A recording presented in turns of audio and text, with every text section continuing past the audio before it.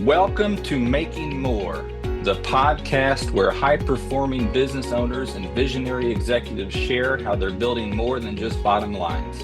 I'm your host, Billy Fischer, an engineering leader turned business and executive coach, and I'm guided by a personal mission to help leaders create clarity, build forward momentum, and make more of what matters most. Today, I'm joined by Gordon Sansaver, Associate Executive Director at the Virginia Mason Institute. Gordon's career has taken him from hospital floors and administration to studying the Toyota production system in Japan and helping found the Institute, where he now leads global efforts to transform healthcare through continuous improvement, leadership development, and culture change. Gordon, welcome to Making More. Thanks for having me, Billy. Appreciate Oh, it. it's an honor to have you. I'm excited to talk to you, as I don't get to talk about the Toyota production system with too many people anymore since I left there. So it's always interesting to find ways that it has sort of ingrained itself in other industries. I think it's just fascinating. Yeah, no, it's everywhere. And whether people say it or not, or recognize it or not, it's definitely has influences across all industries.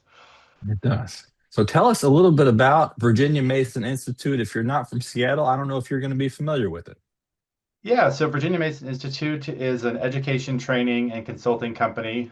We are based in the Seattle area, kind of, I'll put based in air quotes because we were founded in the Seattle area. I'm currently sitting in the Seattle area, but most of our work actually is in Europe and the United Kingdom. Most of our team members are traveling around the world at any given time, and there's very few of us still remaining that live in the Seattle area.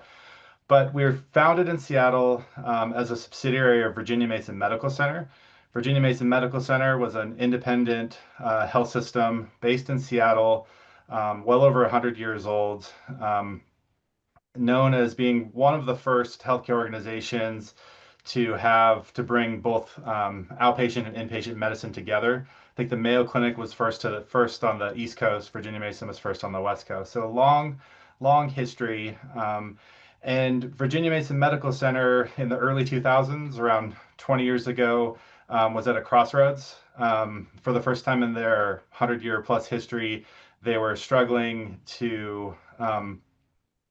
with what most of the healthcare industry was struggling with at the time and still today around how do we make things more efficient? How do we make things more safe? We're starting to recognize more and more that we're not superheroes, that we're not perfect, that providing care has a large potential to harm patients, and also costs are rising. Things are becoming more challenging financially, so we need to figure out how to be safer and more efficient concurrently.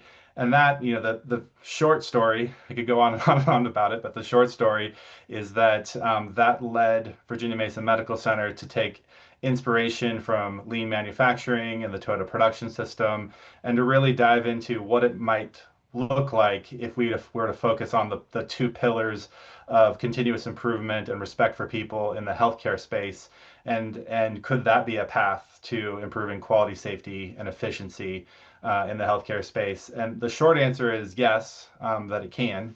And Virginia Mason Medical Center started to win a lot of quality and safety awards. There started to be a lot of notoriety in the international healthcare improvement space around what we were doing. And that led to the formation of Virginia Mason Institute as a means to kind of share what we were doing at Virginia Mason with other healthcare organizations. And we really started off just by providing tours and doing some training around quality improvement in healthcare. And that evolved over the years to more of a focus on helping healthcare organizations with culture change, embedding skills and tools and methods around quality improvement, doing some executive coaching, and really trying to help organizations to create a culture of continuous improvement and build the capability so that they could do so effectively. Hmm. That's a lot, though. Like, there's so much that goes into this. So you can imagine maybe applying this to a car factory, or you're making cars or forklifts or whatever it may be. But then to say, okay, let's look at healthcare where there are just problems everywhere. There has been so many articles that I've read recently about just how healthcare system, and at least in America, is largely broken. And so I think what you're saying is that Virginia Mason Institute is finding a way to fix some of that in not only the hospital there in Seattle, but across America and even in Europe now. Yeah, I mean, I think healthcare is still broken, and I'm not naive enough to think that that if a health system decides to focus on culture and people and quality improvement alone, that it's going to solve all the systemic issues that are Mm, present in healthcare. It's not going to solve issues with funding or things that are outside of their control. It's not going to solve for issues, especially in the American health system, around the relationships between payers and providers, between insurance companies and manufacturers and pharmaceutical companies and all the different areas where there's opportunity for great improvement that cause strain on health systems. It's not going to change the fact that less and less people are interested in working in healthcare. There's less doctors and nurses, while at the same time populations are aging and there's more of a need for healthcare services. However, it is putting a dent in it. And I think that these issues that I just mentioned are just exacerbated and just made worse if you are working in a terrible environment. So if mm, you're a doctor or nurse and you show up to work and you have no autonomy, you have no say in the way things are being done, you have no opportunity to improve the work that you're doing. If you have leaders that are just telling you what to do and not actually taking the time to learn processes, to go shoulder to shoulder with you and help coach you through improving your own work. If you have leaders that are more just dictators and less, focused on developing their people, less focused on emotional intelligence and understanding where people are coming at, those things are just going to be made worse. mm. So focusing on that respect for people, developing people so that they can do improvement work and make things better for themselves and for the patients they serve, that's only going to help. What do you think has been the biggest like eye-opening moment you've had since you've kind of made the shift into this development of the healthcare system? Like where is the most applicable place you can say, if I teach you this, you're going to be able to respect people more, or if I teach you this, Yeah. you're going to build a culture of continuous improvement. Yeah, I think there's a couple things that come to mind. One is we at Virginia Mason Institute, we focus primarily on partnering with executive teams and with boards. For because for better or for worse, they have a disproportionate impact on the culture in their organizations. As executive, you're setting the tone and setting the expectation and setting the vision and direction for your organization.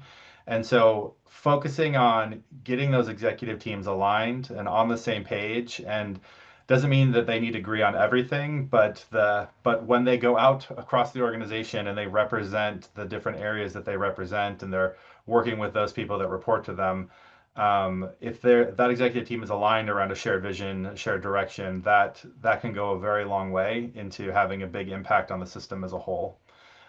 The other thing that is aligned with that comes to mind for me is that you can't delegate improvement, you can't delegate culture change.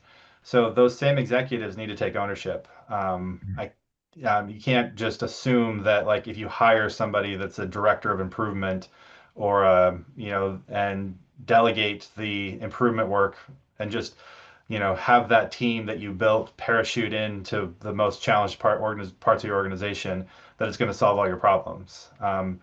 And so when we talk about culture change, a big part of that for us and for me and the way that what I believe is around sustainability. And I believe you can't sustain that culture that you're trying to create unless you live it, unless you own it. And so for us, building capability, it's kind of like it's a hard sell at times because what we're essentially talking about is like diet and exercise for your healthcare organization. It's like you can't just like delegate weightlifting to somebody else and expect that your muscles are going to get bigger. I mean, that sort of thing. So Oh, that's too good. And I think it's a very true statement that you have to get alignment. You don't necessarily have to agree on everything. That wouldn't be natural. People are going to have differences of opinions, and that's just something good organizations, healthy organizations, work through that towards a unified vision, something that at the end of the day, you're all more marching towards this same goal. Even if you take different steps to get there, that's the end goal where the organization needs to be. So I think Absolutely. that's great. And I love what you said too about continuous improvement having to come from the executive team. In my experience, again with Toyota Material Handling, we drove it to where it was the responsibility of every associate to be a participant in that continuous improvement culture, and whether Yep. it was a Kaizen request or a project that you were a part of. Every individual was expected to contribute to that, and that was sort of baked into the culture that we had. And so, while it may have come from the top as far as what that Hoshin plan looked like, with what that overall company mission was, I think they got really good participation and really good buy-in from all of the associates. So does that happen too in the hospitals where Oh, you have to take it absolutely. to the front lines? Absolutely. I mean, there's debate. It's like this top up, bottom down, sideways sort of thing, like what direction makes the most sense. I think you need it all in order to be effective. But I think for us, if you could train every single person in your organization around process improvement, around what it's supposed to look like, around what you're trying to accomplish. But if you have an executive team that is routinely making decisions or that are counter to that, or they're not creating the environment needed for that improvement work to flourish. So you're Mm, training a nurse in process improvement, and you're saying, okay, we need your ideas, we need you to be active, engaged in this. But by the way, we're not going to schedule any time to focus on this. If you have an mm, idea, we're going to tell you just get back to work because we have 15 patients lining up for you. Like you have to like have the courage to kind of make it a reality. So that I think that's why for us focusing on the executive team first makes sense. But you can't just do that alone. You also have to provide the training and the coaching and development for the team members so that you can have the whole system function in the way it needs to be successful. mhm. Very good. I want to go back to your early career because you started out on the front lines of healthcare where you were seeing it firsthand as an EMT. Yeah. Yeah, so when I finished, I mean, going way back now, when I finished high school, I had this aspiration to go into medicine, to go to med school, and I thought one of the best ways for me to go down that path was while I was getting my undergrad to get my license as an EMT or emergency medical technician. So I got my license, and I started volunteering with an ambulance service. While I was getting my undergrad. And through that experience and through getting exposed more to the healthcare space, I kind of determined that perhaps maybe direct patient care wasn't the path I wanted to go. And I started seeing a lot of the things that we've talked about earlier in this conversation around the inefficiencies in healthcare. And I started gravitating more towards the strategy, the business side of things, and that seemed like a better fit for me and my personality and the things that I was interested in. And so I pivoted and went more kind of the hospital administration, which led to process improvement, which led to Virginia Mason Institute. That's perfect. And so I'm going to ask this. It's a dumb question because there's an obvious answer. I just don't know it. Did Virginia Mason Institute come first, or did your trip to Japan come first? Virginia Mason Institute was a byproduct of the early work that happened at Virginia Mason Medical Center around process improvement. My time in Japan studying came after the formation of Virginia Mason Okay, Institute. So, there you go. so it's kind of the answer is both, maybe, if I understood the Yeah, question. Yeah, the executive team and the board at Virginia Mason Medical Center, when they first started their journey around process improvement and taking inspiration from lean manufacturing. There was kind of an early group that kind of controversially went to Japan. So they're kind of like, why is this board health system board and executive team from Seattle? Why are they going to Japan? What is this? It's a waste of money, that sort Mm, of thing. But they had the original study trip. They started to bring some of the concepts back. That led to the formation of the Kaizen promotion office or the internal improvement team that I was a part of. in the early days. And then that led to the formation of Virginia Mason Institute. And as part of my ongoing training and study at Virginia Mason Institute, I had the opportunity to go to Japan and Okay. myself. So Yes. Oh, so you were solo for the organization on that trip, at least. no, I was representing. Actually, I brought a group on a study tour. Okay. So I was facilitating while I was also learning. Very good. What's your fondest memory from the time in Japan? Oh, the stark difference between Kyoto and Tokyo. Ah, Like the ultra new technology focused city and then the kind of the old world Japan contrast. I loved seeing that and experiencing that and just walking around Kyoto with like the little streams and koi ponds and the cherry blossoms. It was pretty amazing. mm, very good. If you haven't had the chance to visit, recommend listeners go and visit Japan. It's nothing like it in the world. All right. Tell me about this acronym. It's not TPS anymore. Now Virginia Mason has their own. It's the VMPS. Yeah, I mean, it's kind of stealing shamelessly, I guess, but we're kind of like, what do we call this? For ourselves and how do we make it our own? And we decided on calling it the Virginia Mason Production System or VMPS in the early days.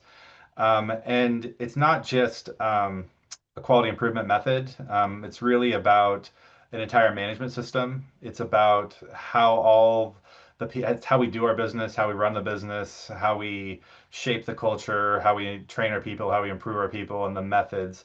And one of the things that we decided early on is like we're not just trying to copy Toyota. What we're trying to do is take some of the best learnings and practices, take the experiences that we've had, and then fortunately with Virginia Mason Institute, we've been around since 2008.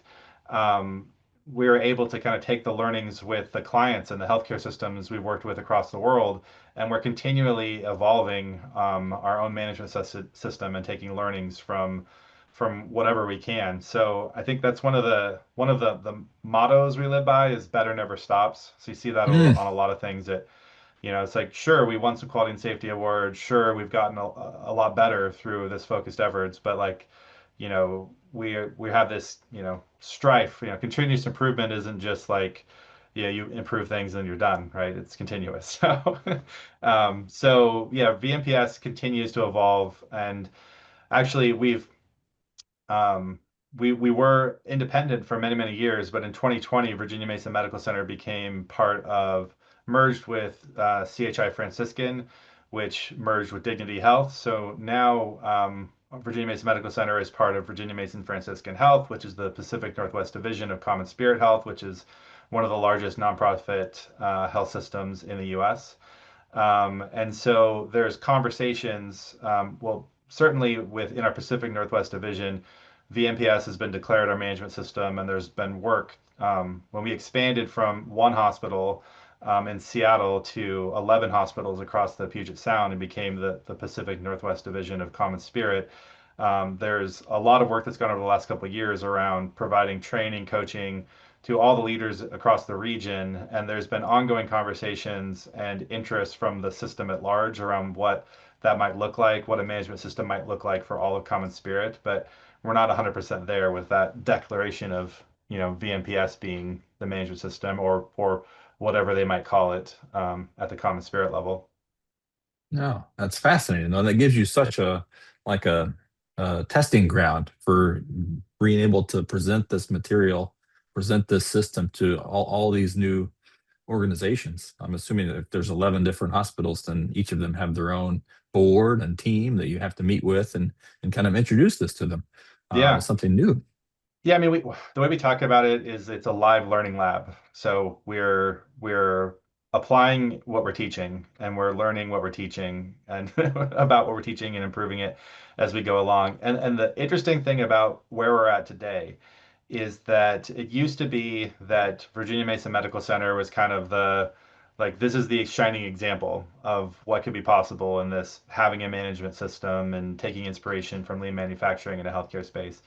But as you can imagine, when you merge and you go through all these changes, I believe some of Virginia Mason Institute's clients are maybe further along on their, now because we've just had this reset essentially Hmm. around like But we've also learned so much through the work with Virginia Mason Institute that I think it's making um, the work of spreading the management system across a new and bigger system more effective. There's a lot of things we've learned around that, but there's there's times where it can be frustrating, as you can imagine. Anybody that's in the mergers and acquisition space, there could times be really frustrating where it's like, man, we used to have this sorted out, we used to have this figured out, and now I feel like we're starting over again. Mm. So Starting over, but I think with the same foundation in place, hopefully you find that that same foundation will apply. And again, like you said, continuous learning. So that's kind of yeah, a part of it.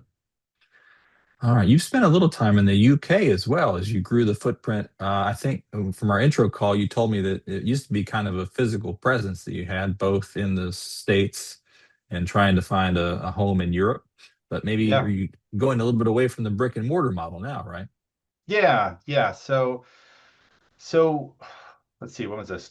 2000, well, about 8 or 9 years ago now, if I'm remembering correctly.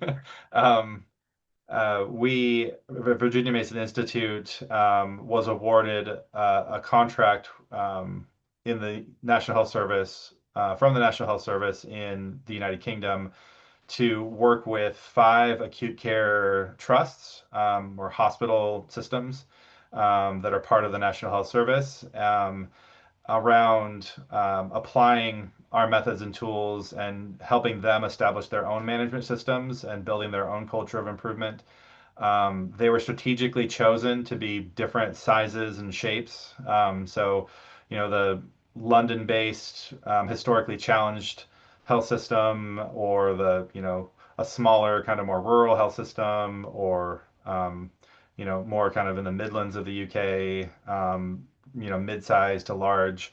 So different groups, different challenges, different histories and background, and the Warwick Business School was tasked with doing an independent study of our work. And so Hmm, we worked, and we formed at the national level, we formed a transformation guiding board, that was made up of the CEOs from each of those 5 trusts, alongside people at the national team, at NHS Improvement. And I was fortunate enough to be a part of that board and those efforts. But as you can imagine, it was really challenging when we were awarded that contract to think about how we might operationalize and deliver on everything we needed to deliver on by sending people from the States. hmm, So we needed to have more of a presence in the UK. We needed to sort through all the things around labor laws and immigration and taxation. And so I relocated with my family to London for 2 years, where we set up a subsidiary, in the UK of Virginia Mason Institute, and we started building out the infrastructure needed to support and better support our clients, in England, and then and further abroad too. Did work with clients in Denmark and hmm. in the Middle East as well, and so London's a much easier jumping off point to work with clients in the Middle East than Seattle is. Sure. So it was a necessary thing from an operations standpoint, and I was fortunate enough to be able to dive into that. And I've really found a love and a passion for that. I think over the years with Virginia Mason Institute, I've kind of moved further away from being the consultant on the ground, doing the training, coaching, and consulting, and more around like behind the scenes strategy and operations. And some people think it's a little strange, but I do enjoy like diving into international tax law and and labor laws, and like all the intricacies of having a business that operates in 5 different countries. Oh my gosh, that's tremendous though. And congratulations on growing it like that. Yeah, thank Does you. the model that you have with Virginia Mason Institute, you're first tasked with solving healthcare problems in the US. You translate that to Europe. They have maybe some of the same, some different healthcare issues. How hard was it to just jump right in there and say we're going to solve the problems the same way we have been? Yeah, um, I think the approach and the method is universal. If you can kind of break through the initial cultural barriers, and the bias, that I'll say that people have. Like, I mean, I can't tell you how many times, I would have an initial conversation and people would hear my accent and be like, you don't know what the hell you're talking about. The American health system is so different. Like, our National Health Service is precious and unique, and your American system is broken. You can't help us. But the reality is that every health system that we've encountered, that I've encountered, we've done work in Australia and Denmark and the UK and Canada, the US, Middle East. They have the same issues fundamentally. They're all struggling with funding, whether or not your funding is, the complex revenue cycle that exists in the United States, or whether it's more straight lined but still complex in the UK, but you have more straight drivers from government funding to fund your health service. They're all continually being asked to do more with less. They all have the same challenges around population health and aging populations. They all have the same issues around labor shortages, issues with access to care. All of these things are prevalent across every health system that I've worked in. And so if you kind of get past that initial cultural barrier, I think it absolutely applies. I think another thing about our approach that's a bit unique is that our focus is not on solving your problems. It's around helping you create a system or a method to solve your own problems. Mm. And so the luxury of that is that we're not presuming to have all the answers. So what we're presuming is that we have a method and approach that has been proven to help you develop your team and your people and your culture so that you can solve your own problems. And I think that makes it easier to break through some of those barriers, because we're not saying like, just do what we did in Seattle. We're not saying that. What we're saying is you need to understand your current state, understand what's going on in your system, understand what's been working and hasn't been working for you, and take inspiration from some of the things that we found have worked to build something better for yourself. Oh, that resonates so much with what Focal Point has taught me just in a little under a year now, right? With the idea of being a leadership coach, being a business coach, it's not your job to solve the problems. And that is so much different than what I grew up in and came into Hmm. my career with in engineering. Engineers love solving problems. That's what we are here on earth to do. But Yeah, it's not what I'm called to do now. And so it's been very much a learning curve for me to be able to just take a step back, not try and consult the client, but just actually give them some perspective and kind of frame it in such a way that our system can help them realize how to solve their own problems. absolutely. Yeah. And it's kind of helping leaders understand that they don't need to be superheroes. They don't need to solve all their problems, which is really hard because a lot of companies across the world, I mean, the way you move up in that company and you get promoted is by solving a bunch of problems. So, but the reality is that when you do that, there's a lot of downside, and it becomes not something you can sustain. It's not something that you people can sustain themselves or that companies can sustain in the long run. Mm, that's true. There are some values that VMI holds. I think, I don't know if you call them core values or guiding values, maybe, but I have them listed here as transparency, respect, humility, commitment, and confidence. Do you have a part in forming those? Yeah. Yeah, I mean, it's again with that concept that better never stops. It's kind of one of the things that we help organizations do is to establish their own vision and mission, and to be really clear and aligned on that. And so you kind of have to practice what you preach a little bit, and be really clear around what you're trying to accomplish. Virginia Mason Medical Center's vision is to be the quality leader and transform healthcare. At Virginia Mason Institute, we're one of the ways that transformation of healthcare can occur for the system. So our vision feeds into that vision. And when you think about what transformation is, we think about what are the best ways to get there from our perspective and our learning. Those values kind of illustrate the different things we think that you need to have. And I think it's kind of, a little bit of a theme of our conversation today. I mean, is, my comments around not presuming that we have all the answers. I mean, you have to have some humility there, but you also have to have confidence that like, hey, we've been there before and we can help you get there too. And we're not just going to answer every question you have with another question, because that would be infuriating, right? So there's a balance you have to find, as you know. as a leadership coach. There's a balance you have to find between like just giving opinions or helping people think through things for themselves and solve problems for themselves, and maybe showing them the way and helping guide them to their own solutions or own responses instead of just giving them the answer. So I mean, it's that old adage, teach a man to fish, that sort of thing. Yeah, So it's I that know same kind that of one. mindset, That's a right? good one. It is. Oh, so I would think healthcare probably just as complex overall as like a mixed model production system.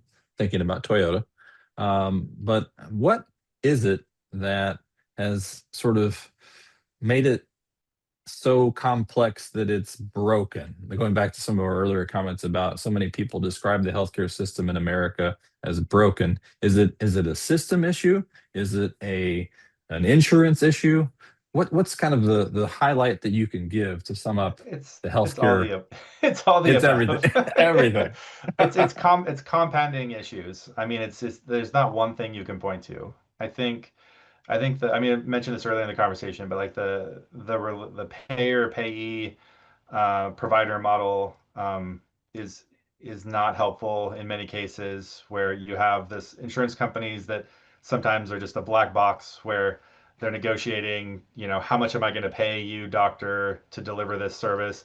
And then they're negotiating with large employers around how much am I going to cover on the insurance plans for your provider, for your patient, for your employees Mm, when they seek that care, and they're kind of taking a little bit from each side, and it's way more complex than I'm making it sound, but there's just so many issues and so much potential for like inefficiencies and potentially corruption, or like mm, the incentives are kind of perverse and backwards in some cases.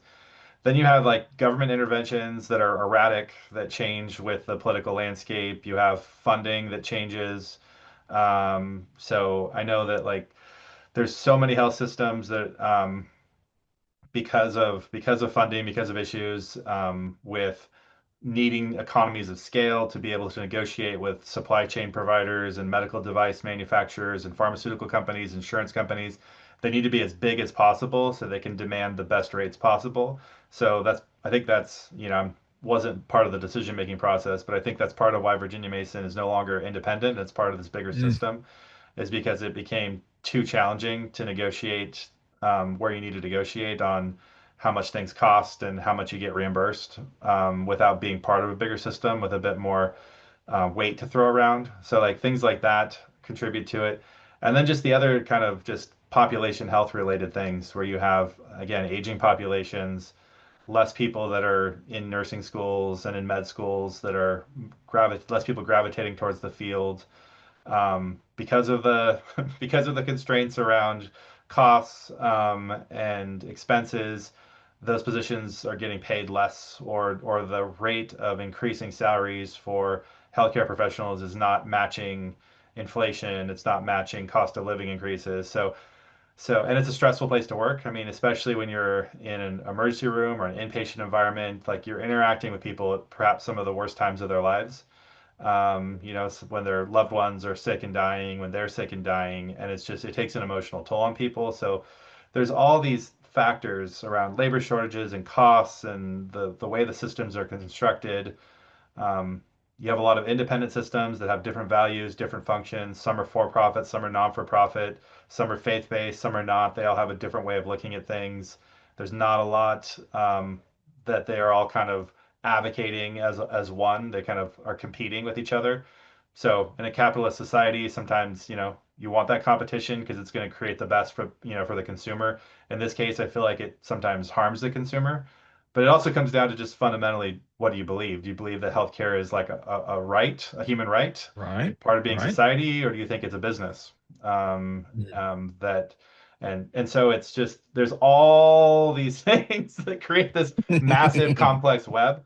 And yeah, I wouldn't presume to have, again, earlier, to have all the answers or to be able to No, point to like one thing as to why healthcare is broken. But you could dig into any one of those things and as a contributing factor, I think. And there's tons I didn't even talk about. that is so much. And I think you're exactly right. There's no one person that is going to be able to stand up and say, I have the answer to all of this. Follow me. Vote for me. They're just it's not Yeah. it's going to take just an immense overhaul over so many probably decades to get it right. But do you think we're on the verge of a crisis, or is it on the verge of tipping back in favor of just kind of it's hard to say, It's right? it's so hard to say. I mean, you can point to, I mean, there's reports over the last 50 years, especially since like working with the National Health Service in England. It's like every 10 years there's a crisis in their history. And there's always calls for like national reform and things that need to happen. And it's no different today, in terms of, I mean, and I think it's the same thing in the US. I feel like there's, we've been in crisis mode for so long that it's become the norm. So maybe it's not a Mhm. crisis. Maybe that's the way it feels sometimes. But then also sometimes it feels like, one strong gust of wind is going to collapse the whole system. Mm, And it's hard to know what's real and what's not at times. mm. That's a lot. Okay. You have some interest in not just the reform of healthcare systems, but healthcare technology. And you've seen a lot of changes in the technology that healthcare has access to over the years. So tell us a Yep. little bit about what you have just in mind right now with some interesting startups. Yeah, um I've spent my entire career, as we've talked about, for the most part, focused on people, process, and culture, and thinking of that as a means to improve healthcare systems. But I think that because of all the challenges that we just talked about, that you need more than just that. I mean, I think we need systemic changes and government interventions to a degree, or just government changing its relationship with the U.S. health system in particular, or health systems globally and their local governments. But I think that one thing that has the potential to make more of an impact than just focusing on people and process alone is making paving the way so new innovations in healthcare can get to the front lines more quickly. I Mm, think new technology, new innovations, new advancements in biotech, the use of AI in clinical decision making, and other aspects of the healthcare landscape, when done effectively, I think has the potential to address some of these major issues that I've talked about. Obviously automating things and making things more efficient has the potential, if done right, to make things more safe, but also to make it so you don't have to rely as much on the labor that and the resources that are becoming more scarce in the healthcare landscape. And so, with that in mind, I've started more recently, over the past around year, I've been working with startup accelerator programs, predominantly with Founder Institute. And I'm just about to start some work with Jumpstart, which is an accelerator program based in Ohio. Ohio. Around, yeah. All right. Welcome to my side of the country. Yes, I've never been, but I might be traveling there relatively soon. Okay.